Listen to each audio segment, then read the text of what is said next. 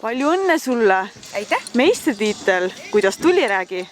No, eks üsna keerukalt siiski, sest sellel aastal on tõesti nagu harrastatud tase minu meelest väga kõrge ja pidin ikka väga palju pingutama, kuid see, et see tase on tõusnud ja konkurents on nagu parem, siis ma tundsin, et ma pingutasin ise ka selle võrra veel rohkem ja ma olen väga õnnelik, et õnneni läks. Mis teil kaliberiga hästi välja tuli?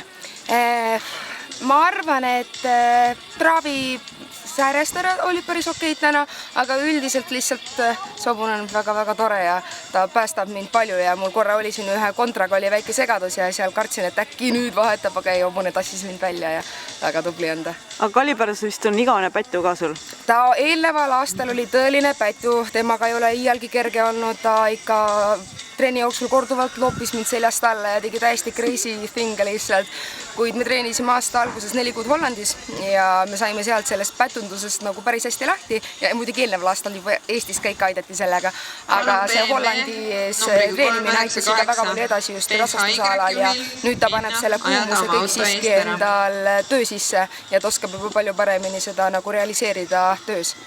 Aga väga tore, loodame, et siis teil tuleb veel edukaid starte ka edaspidi. Palju õnne veel kord! Palju õnne! Aitäh!